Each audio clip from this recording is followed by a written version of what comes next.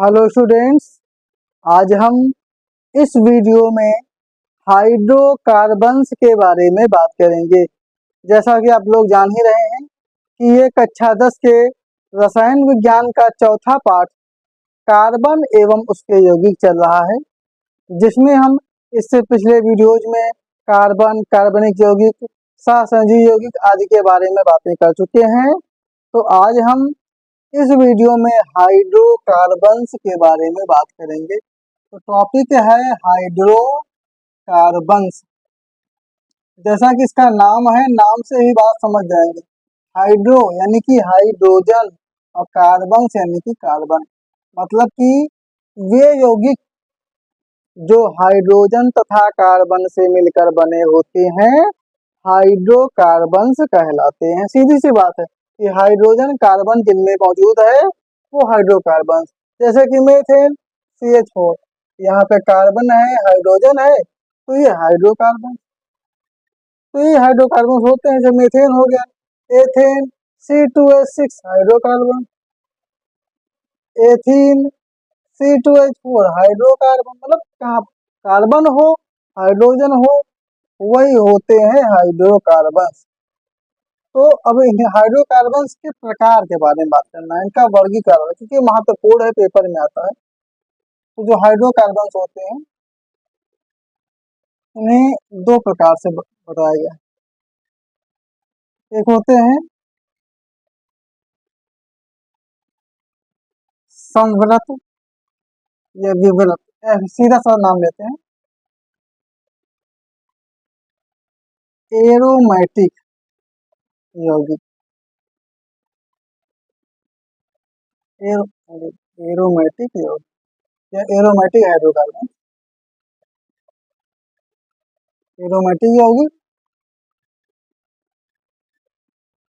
और होते हैं एलिफैटिक यौगिक।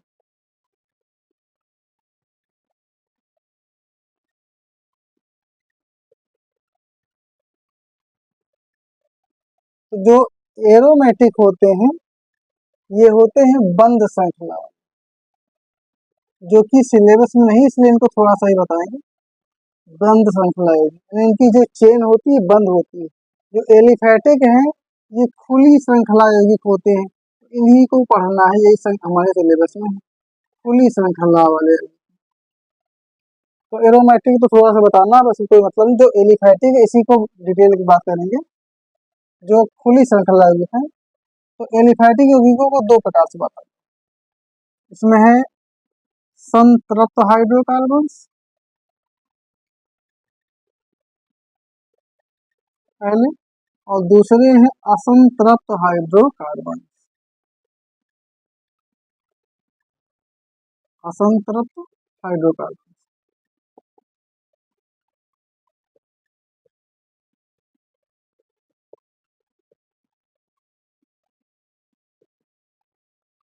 ये दो तरह के होते हैं।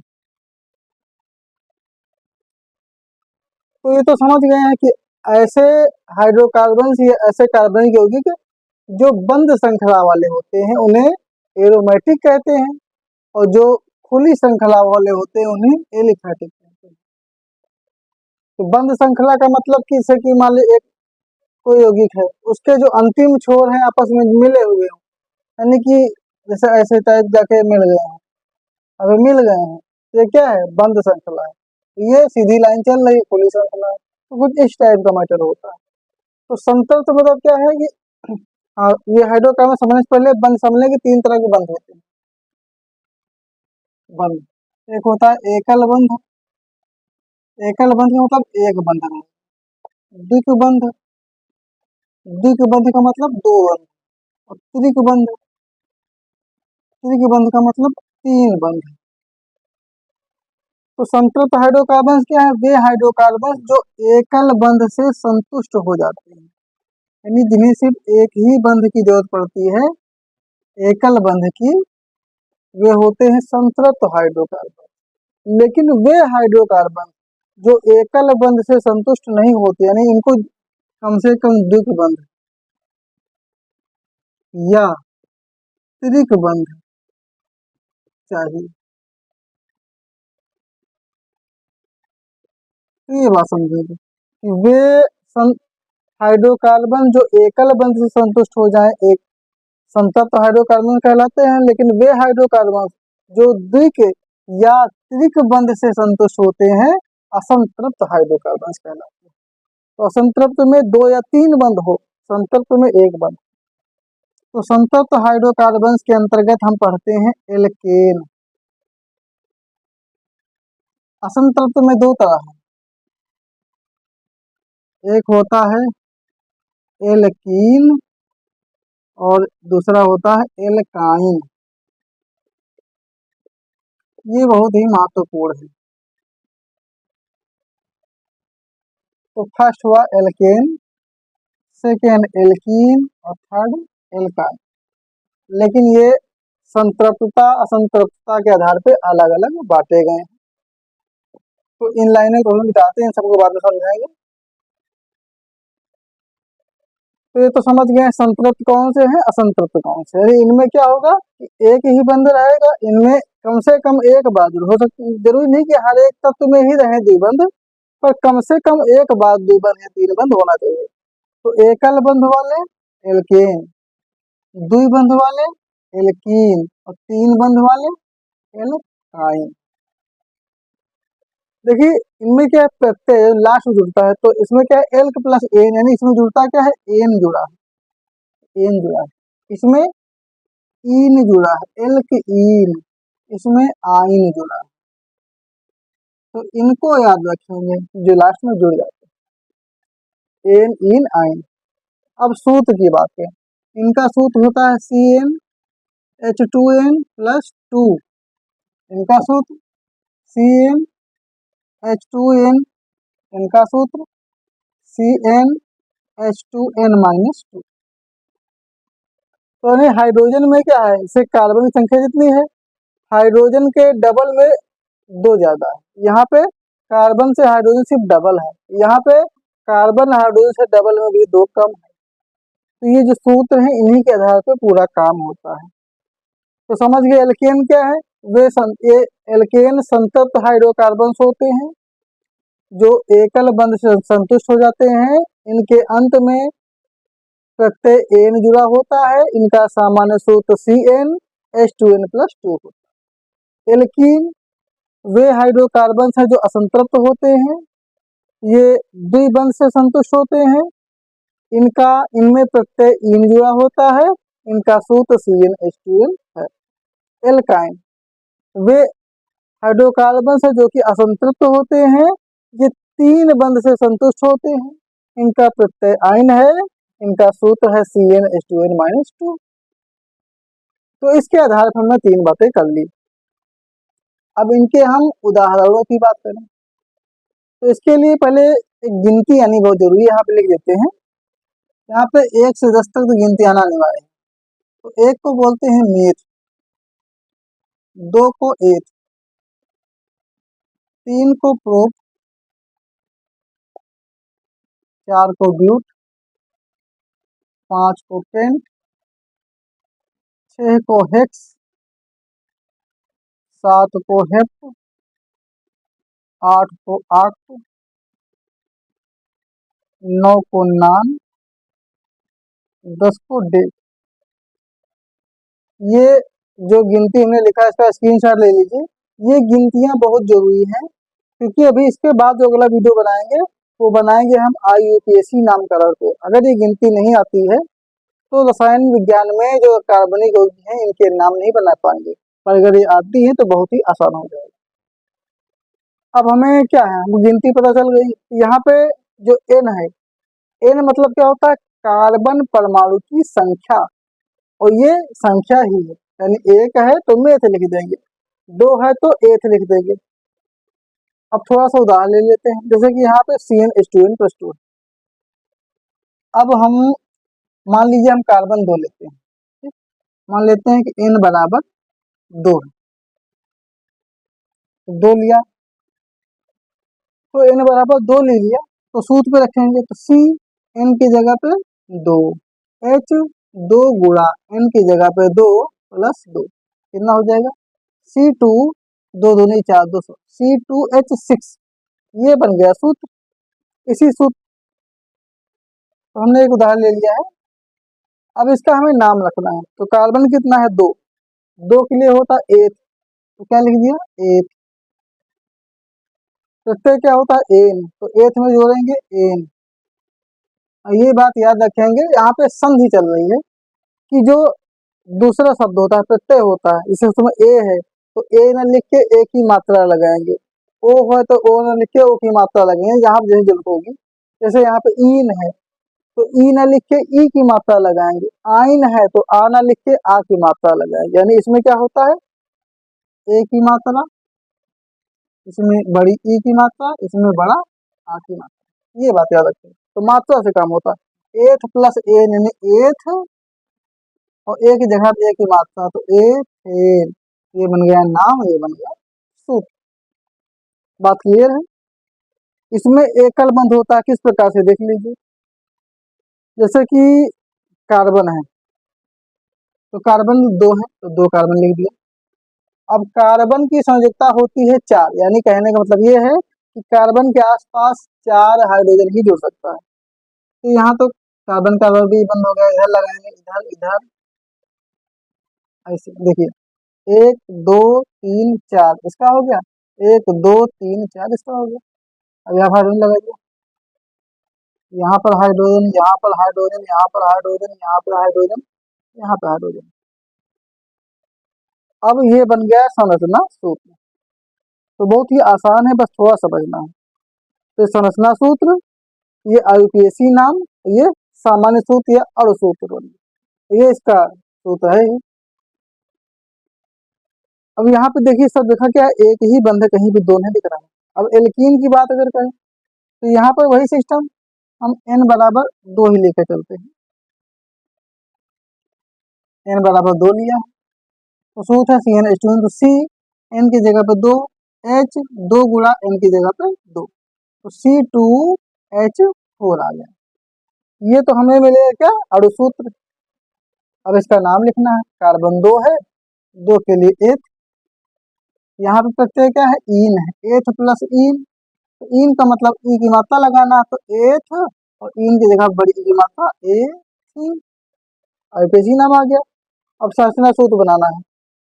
तो जो एकल बंध तो चल जाते, लेकिन 2 या 3 बंध जो होते हैं वो हमेशा कार्बन कार्बन के बीच दिखाने हैं, या तो ऐसा नहीं कि कार्बन हाइड्रोजन भी दिखा देंगे। तो कार्बन कितना है? 2 है, तो 2 कार्बन हमने लिखा। तो यहाँ पे क्या है? 2 बंध, तो 2 बंध हम कहाँ लिखाएंगे? कार्बन कार्बन की जगह, क्योंकि ये ईन है, ईन में 2 बंध लगता है। अब हमें हाइड्रोजन कितने हमारे पास? 4 है, तो देखिए 2 बंद हो गए। हमने ओनली एक हाइड्रोजन यहाँ लगा दिया, एक हाइड्रोजन यहाँ लगा दिया। अब नीचे नहीं लगा सकते क्योंकि 1 2 3 4 पूरा, अब 5 तो कर नहीं सकते हैं, तो यहाँ पे मजबूरी हो जाती है 2 बंद लगाना। नहीं मान लिया हम 2 बंद ना लगाएं, यहाँ पे हाइड्रोजन कर दें तो हाइड्रोजन हो जाएगा 6, 6 होना चाहिए, 4 ही होना चाहिए, इसलिए वो ऑटोमेटिक अपने आप सेट हो जाता है। यहाँ पर एक हाइड्रोजन लगाया, एक यहाँ पे लगाया, काउंट कर लीजिए 1 2 और 3 और 4 बंद, 1 2 3 4 बन गए। ये हो गया संरचना सूत्र। अब अगर आयन वाले की बात करें तो यहाँ पर भी हम n बराबर 2 ही लेते हैं, तो C n की जगह पे 2, H 2 गुणे n की जगह पे 2 माइनस 2, तो 2 दूनी 4 में से 2 गया 2, तो C2H2 आ गया इसका अणु सूत्र। ये हो गया। अब इसका हमें नाम बनाना है, तो एथ 3 बंध के लिए आयन, तो एथ प्लस आयन, और आ का मतलब आ की मात्रा, तो एथ प्लस आयन एथाइन। एथाइन बना आईपीएसी नाम, इसका सूत्र बनाना है।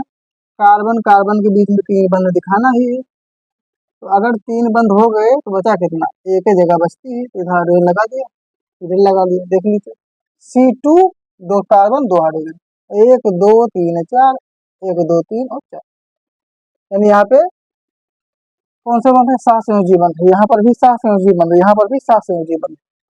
तो इनका स्क्रीनशॉट ले लीजिए। तो यहाँ पे हमने हाइड्रोकार्बन से बाकी भी और उदाहरण ले लेते हैं, उसको मिटाएंगे कि बोर्ड पे जगह कम हो जाएगी। अब इतना समझ गए होंगे, बाकी एल्केन एल्कीन एल्काइन को अच्छे समझाते हैं। हाँ, थोड़ा सा एरोमेटिक उसमें बता देते हैं, क्योंकि ये सिलेबस में तो है नहीं, पर भी थोड़ा बहुत जानना जरूरी है।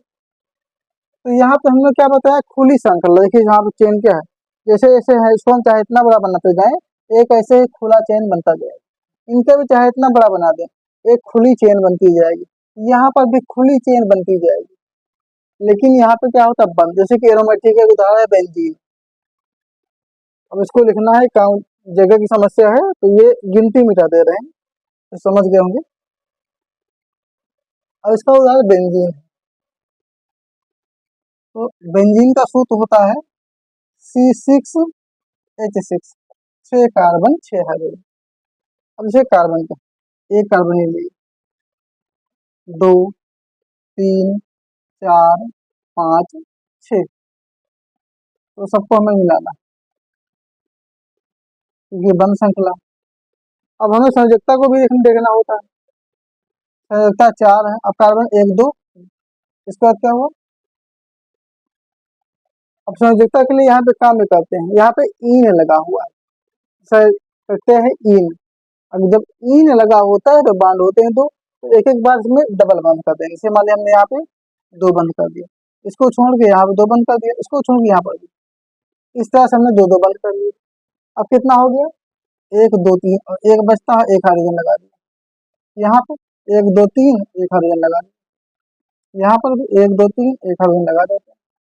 1 2 3, एक हाइड्रोजन यहाँ लगा दिया। 1 2 3, एक हाइड्रोजन यहाँ लगा दिया। 1 2 3, एक हाइड्रोजन यहाँ लगा दिया। अब इस प्रकार से एक हार की जैसा बन गया। तो ये बेंजीन की संरचना है। ऐसे दिख बनाना चाहें इसको तो डायरेक्टली तो ऐसे बनाएंगे, इस तरह से बनता है जब कुछ ना लिख रहे हैं। हाँ, लेकिन बाण जरूर दिखा देंगे, जैसे यहाँ पे लगा है, यहाँ पे लगा है, यहाँ पे। तो ऐसे चाहे हम ऐसे बनाए या फिर ऐसे बनाए, तो ये एरोमेटिक होगी। इसलिए क्या, श्रृंखला से कार्बन यहाँ शुरू हुआ था, यहीं पे आके बंद हो गया। तो जहां से शुरू वहीं पे खत्म, यानी कि एकदम जब मिल जाए तो वो एरोमेटिक होता है। एलिफैटिक में पूरा खुला होता है। और एरोमेटिक ऐसे बोलते हैं, जो एरोमेटिक होते हैं ये खुशबूदार होते हैं, इनमें से खुशबू निकलती है, इसलिए एरोमा से एरोमेटिक शब्द लिया गया है। तो ये बेंजीन है, बाकी और भी यौगिक होते हैं। तो इनमें हम, जैसे जो एरोमेटिक यौगिक होते हैं, इनमें हम साइक्लो जोड़ देते हैं। जैसे कि यहाँ पे क्या है, 6 कार्बन है।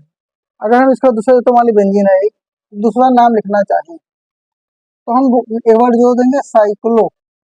साइक्लो जोड़ दिया, ये साइकिल बन गई। अब कितने हैं, 6 कार्बन है। अभी हमने पढ़ा 6 के लिए होता है हेक्स, तो साइक्लो प्लस हेक्स और प्लस इन, साइक्लोहेक्सीन। तो चाहे आप बेंजीन बोलिए या फिर साइक्लोहेक्सीन बोलिए, इसी तरह जितने चाहते हैं बना सकते हैं। तो उम्मीद करते हैं कि अब तो समझ गए होंगे। इसकी साठ हो गई गया होगा। अब इसके बाद हम जो एल्केन एल्कीन एल्काइन है, इनके कुछ और उदाहरण ले लेते हैं, क्योंकि एक ही उदाहरण में मैटर कम समझ में आया होगा, क्योंकि इसमें लगभग समझ गए होंगे, पर बातें यहाँ फंस जाती हैं 2 या 3 बंद में। तो कुछ बातों का समझना जरूरी है, इसीलिए अभी उदाहरण और लेंगे, इसको मिटा रहे हैं। तो एल्केन एल्कीन एल्काइन के कुछ उदाहरण जो कि बहुत ही जरूरी है, अब उनके बारे में बात कर लेते हैं। सूत्र तो वही रहेगा, लेकिन कुछ लोग गलती ये कर देंगे। इसमें मान लिया हमने बताया कि एल्कीन में द्विबंध होता है, तो हर एक कार्बन में 2 बंध नहीं लगाना है, नहीं तो हर एक में लगाते जाएंगे तो फिर गड़बड़ हो जाएगा काम। वैसे 3 बंध सब कार्बन में लगाना है। अब उसके लिए काम क्या करना है, इसे उदाहरण लेते हैं। यहाँ पर हम लेके चल रहे हैं एल्कीन,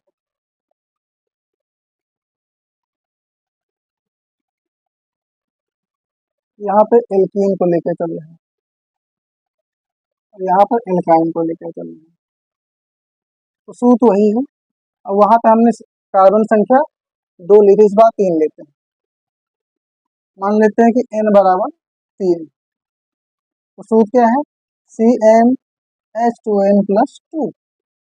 C n की जगह पे 3, H2 इंटू 3+2 कितना हो जाएगा, C3H8।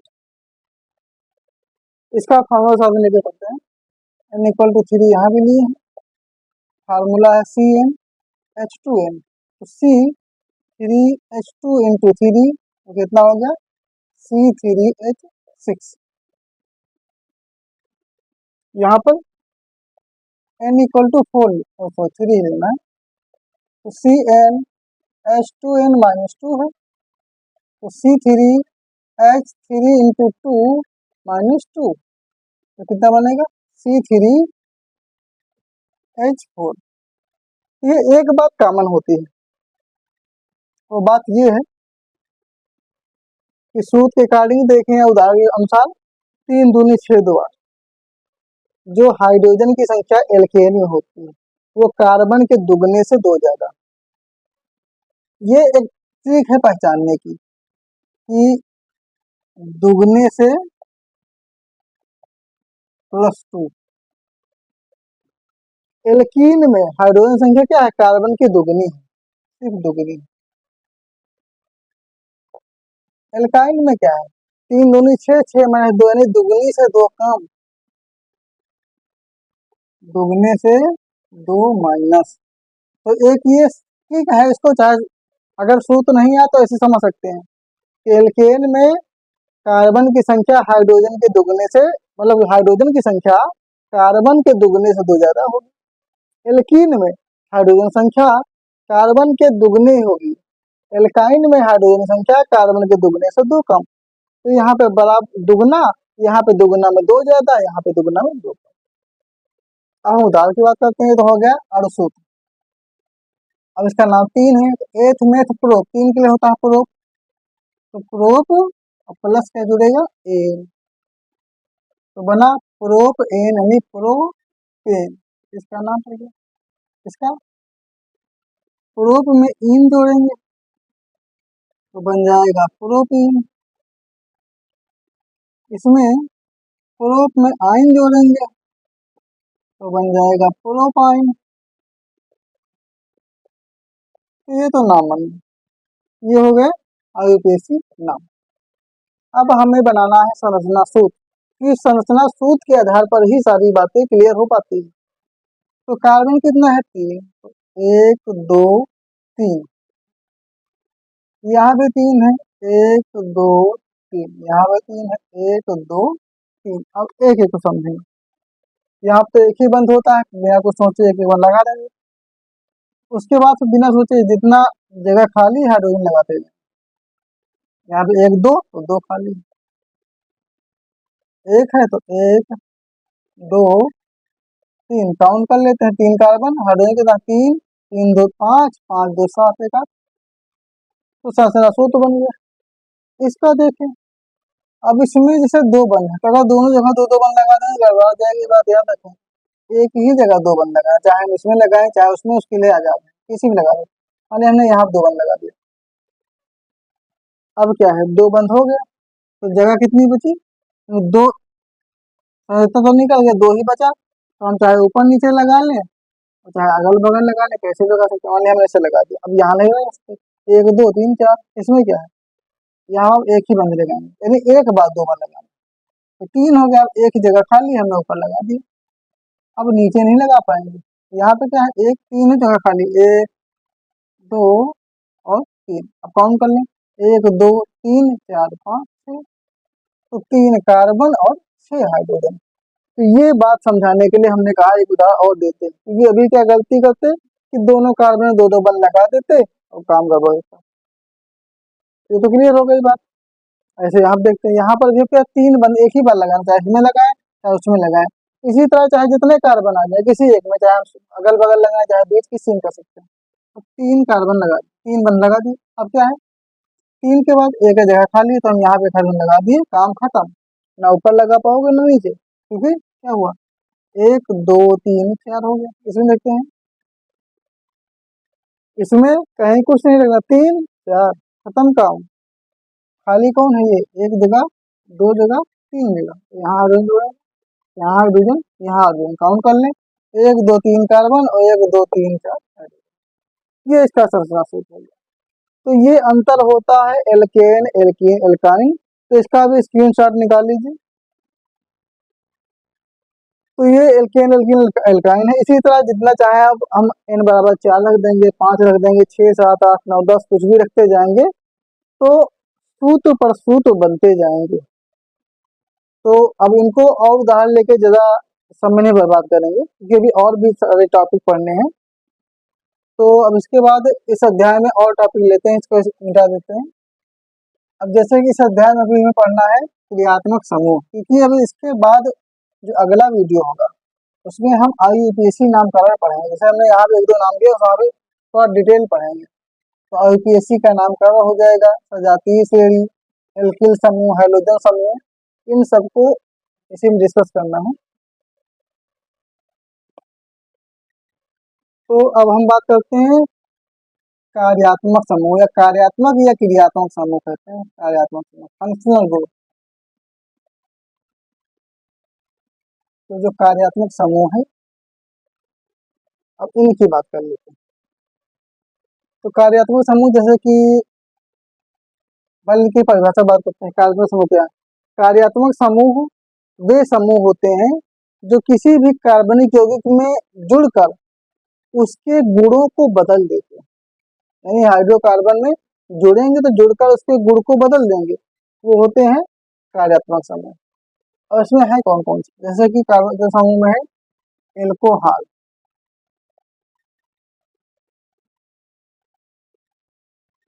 फिर ईथर,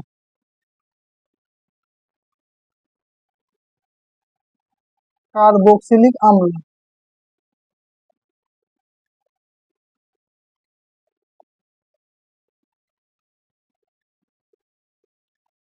फिर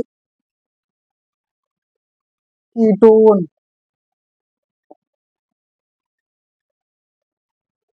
एस्टर,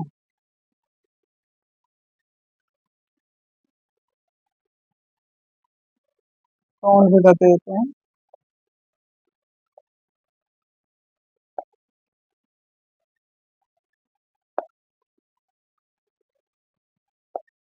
एल्डिहाइड,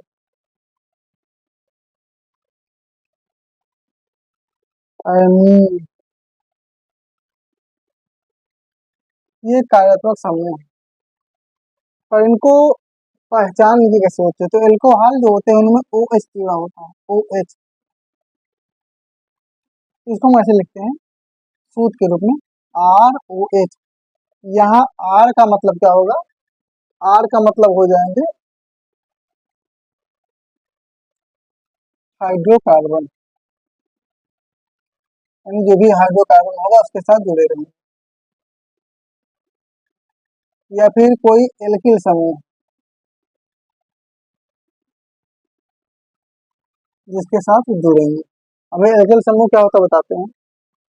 तो यहाँ पे क्या होगा, कोई भी यौगिक है उसके साथ OH जुड़ जाएगा, तो OH होता है अल्कोहल, पहचान। ईथर, ईथर में O होता है जिसके अगल बगल हम R डैश कर देते हैं, यानी इधर भी कोई एल्किल ग्रुप, इधर भी कोई एल्किल ग्रुप होगा। तो मेन पहचान क्या है? O से पहचानेंगे। कार्बोक्सिलिक अम्ल होता है COOH, यानी R जिसे है जिसके साथ में COOH, इसको ऐसे लिखते हैं। या फिर एक तरीका और है कि C, अब इसके साथ में एक तरफ OH कर देते हैं, एक तरफ डबल वन O कर देते हैं। तो या तो हम ऐसे लिख दें या फिर ऐसे। कीटोन में होता है CO, तो CO, अब CO को ऐसे लिख दें या फिर C डबल वन O ऐसे लिख दें। उनके साथ यहाँ भी एक एक फंक्शन ग्रुप होता है। तो इसकी पहचान क्या है? CO, इसकी पहचान COOH। एस्टर, एस्टर में C होता है, फिर RCOO डैश, यानी एक एल्किल ग्रुप इधर एक इधर, तो COO पहचान हो जाती है।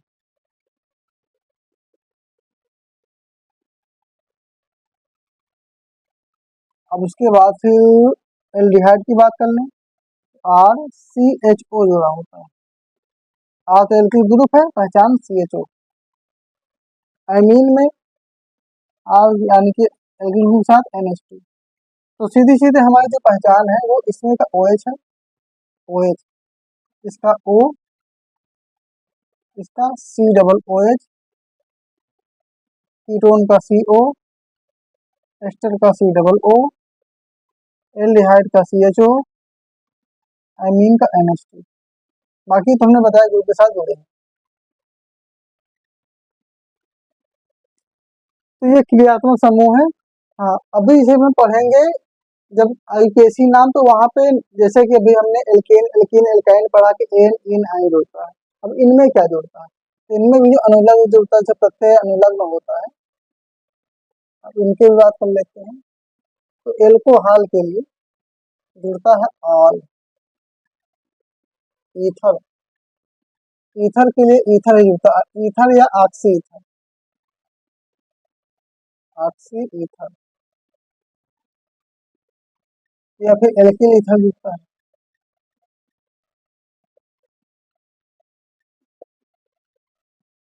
कार्बोक्सिलिक अम्ल, इसके लिए जुड़ता है ओइक अम्ल। ये सब बातें याद होना जरूरी, तभी समझ में आएंगे। फिर कीटोन, कीटोन के लिए जुड़ता है ओन। फिर एस्टर, एस्टर के लिए जुड़ता है एट। फिर एल्डिहाइड, इसके लिए जुड़ता है अल। यहाँ पे आल, यहाँ पे अल। एमीन के लिए तो एमीन ही जुड़ता है। ये हो गए अनुलग्न। तो इनका भी स्क्रीनशॉट ले लीजिए। तो जब आईपीएसी नाम बनाएंगे, तो जैसे OH लगा हुआ है तो हम आल लगा देंगे, O लगा है सिर्फ तो ऑक्सी ईथर या फिर एल्किल ईथर तरीके के अनुसार। कार्बोक्सिलिक अम्ल है तो ओइक अम्ल, कीटोन है तो ओन, एस्टर है तो एट, एल्डिहाइड है तो अल, एमीन है तो एमीन रहता है। तो ये है कार्यात्मक समूह, जो कि किसी भी यौगिक के समूह को, मतलब यौगिक के गुण को बदल देते हैं। तो स्क्रीनशॉट हो गया होगा। अब इनको भी मिटाते हैं। अब हमें बात करना है एल्किल समूह और हैलोजन समूह। तो एल्किल समूह कैसे बनता है? से एल्केन से एल्किल बना हुआ है, ये बात याद रखेंगे। एल्किल समूह, तो जो एल्केन है, अगर एल्केन से हाइड्रोजन को विस्थापित कर दिया जाए, हाइड्रोजन विस्थापन, तो एल्किल बनता है। कहने का मतलब हाइड्रोजन निकाल देगा। जैसे कि मीथेन, मीथेन का सूत्र है CH4, एक हाइड्रोकार्बन है, एल्केन है। अब CH4 से क्या करें, एक हाइड्रोजन माइनस कर दें, तो कितना बन जाएगा? CH3। तो 4 था तो इसका नाम था मेथेन, 3 हो गया तो क्या हो गया? मेथिल। यहाँ पे एन जुड़ा था, यहाँ पे इल जुड़ गया। तो ये कहने का मतलब है कि जब किसी एल्केन समूह से कोई हाइड्रोजन परमाणु विस्थापित हो जाता है तो उसे एल्किल समूह कहते हैं। यानी वहां पे एक हाइड्रोजन निकल जाने पे एन की जगह पे इल हो जाता है। जैसे और उदाहरण ले लें, एल्केन था, अब हम एथेन ले लेते हैं। फिर मीथेन के बाद एथेन, C2H4 है, एक हाइड्रोजन, और C2H6 होता है, एक हाइड्रोजन माइनस कर दिए तो क्या होगा? C2H5। तो इसका नाम है मेथेन, एथेन। इसका क्या हो जाएगा? एथिल। तो एथिल समूह बन गया। और ले लें, तीसरा ले लेते हैं। C3H8 है, प्रोपेन है, एक हाइड्रोजन माइनस किए, C3H7 हो गया, इसका नाम है प्रोपेन। इसका क्या हो जाएगा? प्रोपिल। इस तरह से नाम बना सकते हैं कि methyl, ethyl, propyl, butyl, pentyl, hexyl, heptyl, octyl, nonyl, decyl, तो बनाते चले जाएंगे। बस हमें क्या करना है, हाँ इनका अगर फार्मूला की बात करें तो इनका फार्मूला है CnH2n+2। इनके फार्मूला की बात करें तो CnH2n+1, क्योंकि एक हाइड्रोजन तो कम हो जा रहा है। तो इस आधार पर बना है। तो ये एल्किल समूह होते हैं। जो एल्किल समूह होते हैं ये पूर्व लग्न होते हैं। अभी जब आईपीएसी नाम पढ़ेंगे तो जो पूर्व लग्न होते हैं वो पहले जुड़ते हैं। जैसे कि हिंदी के व्याकरण में पढ़े हैं उपसर्ग और प्रत्यय। उपसर्ग वे अक्षर होते हैं जो आगे जुड़ते हैं और प्रत्यय पीछे जुड़ते हैं। तो वैसे यहाँ पर बात कर रहे हैं कि जो एल्किल में पूर्व लग्न होते हैं वो आगे लगते हैं, आगे जुड़ते हैं, जो अनुलग्न होते हैं पीछे लगते हैं। जैसे कि अभी एन, इन, आइन की बात किया, एल की बात किया, कार्यात्मक समूह की बात किया, वो सब क्या है, अनुलग्न है, जो पीछे जुड़ते हैं। लेकिन ये जो मेथिल, एथिल, प्रोपिल, ये आगे जुड़ेंगे। तो एल्किल समूह समझ गए होंगे, स्क्रीनशॉट ले लीजिए। अब इसके बाद हाइड्रोजन समूह लेंगे और वो भी पूर्ण लग्न है, यानी हाइड्रोजन समूह भी आगे ही जुड़ेंगे। तो हाइड्रोजन समूह लेते हैं ऐसे। तो हाइड्रोजन समूह, हाइड्रोजन समूह,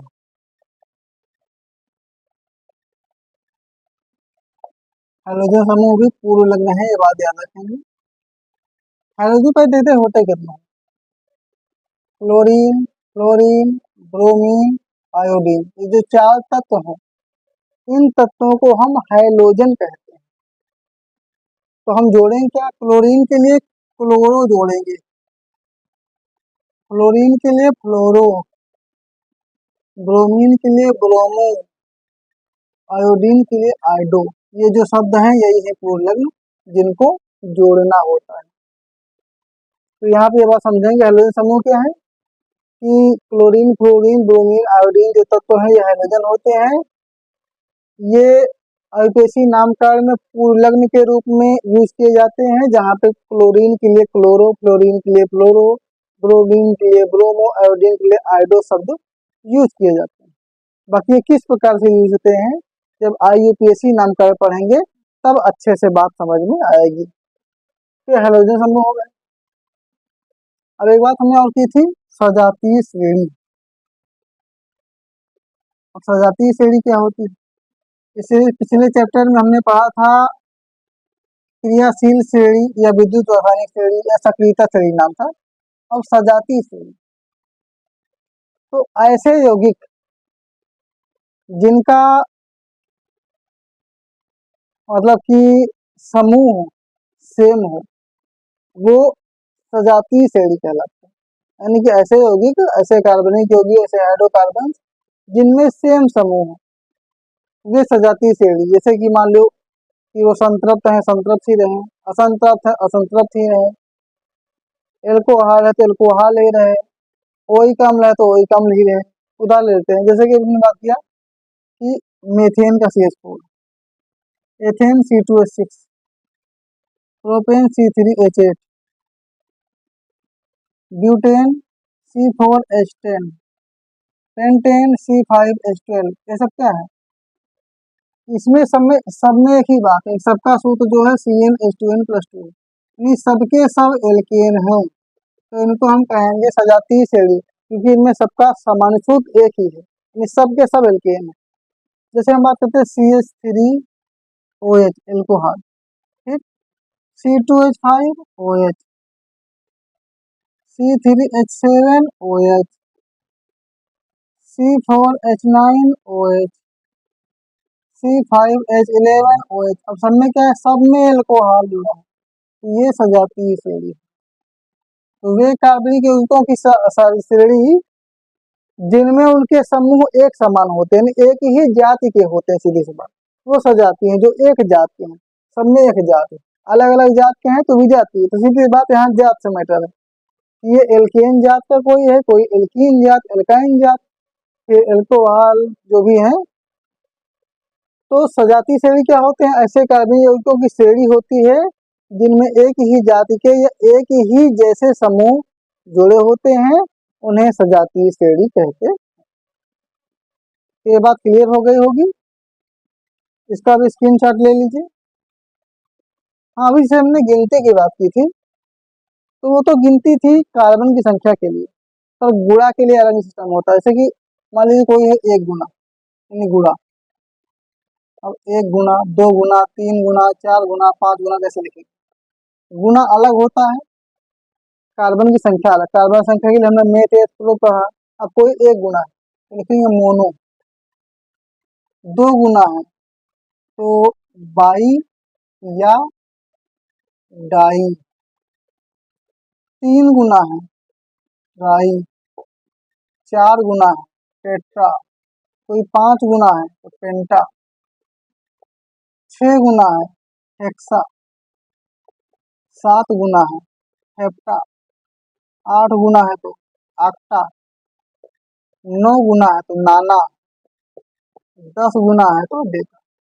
तो ये भी याद रखेंगे, जब जैसे मान ली कोई समूह 2 बार आ गया, 3 बार आ गया, 4 बार आ गया, तो बार बार नाम ना लिख के 2 बार है डाई लिख दो, 3 बार है ट्राई लिख दो, 4 बार टेट्रा लिख दो, 5 बार पेंटा लिख दो। तो ये गुणा के लिए गिनती होती है, तो इसको भी जानना जरूरी है।